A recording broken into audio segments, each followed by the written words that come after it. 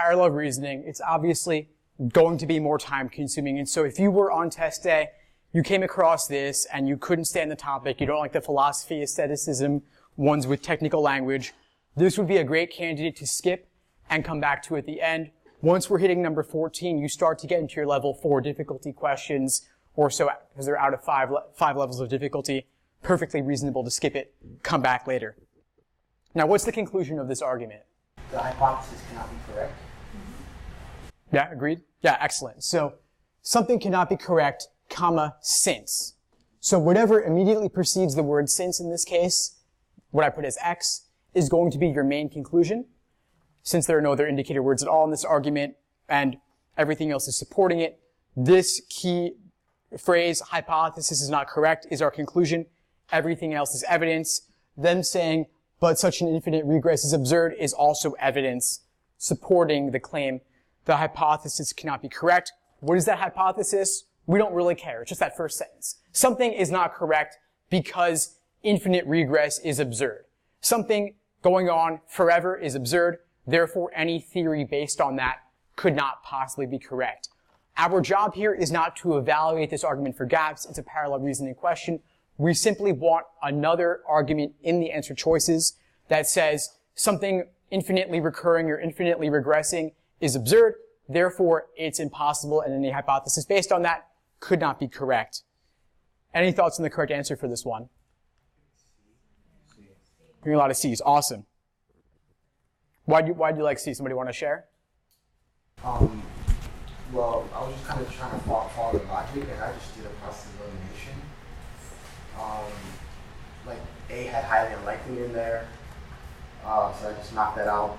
B started with the claim of any when the argument was using some. So, and then I just kind of settled on C.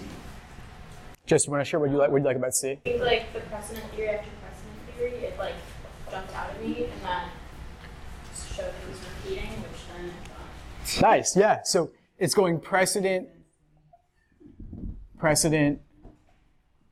without end. So saying without end is another way of saying infinite.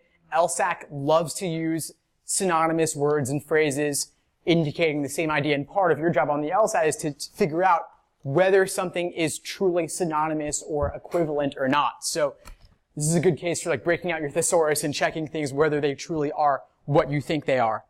And they say in choice C, clearly impossible. That's a nice degree of certainty in contrast to, like, for example, as the gentleman was saying, A, unlikely. Unlikely is not as strong as definitely or as strong as impossible. And so one way you can deal with parallel reasoning questions is matching for the degree of certainty. In the stimulus, they say, cannot be correct. That is 100% certainty. A is saying unlikely, not equivalent. C is saying impossible, that is equivalent. So we like that. And that's honestly the easiest thing to check for in parallel questions, degree of certainty. The other thing you can sometimes check for is the category of things they are discussing. And so what I mean by that is, are they saying all people in general, or are they saying all people who, let's say, take the LSAT? All people who take the LSAT is a qualified group. They're limiting it to the scope of those who take the LSAT in particular versus all of humanity. And so a lot of times you'll have logical reasoning questions talking about in the stimulus, in the evidence, it's based on a study or survey about, let's say, senior citizens of these ages, and then the conclusion zooms out to saying all people in general. And you see this in the real world all the time, where a study is based on 8 German college students who are all male, and then generalizing to people in general, which of course may not translate or carry over just the same way.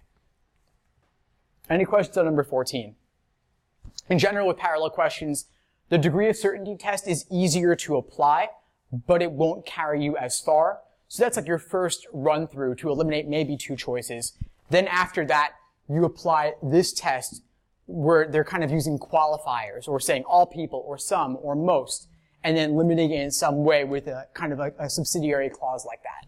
So you can look to match those appropriately.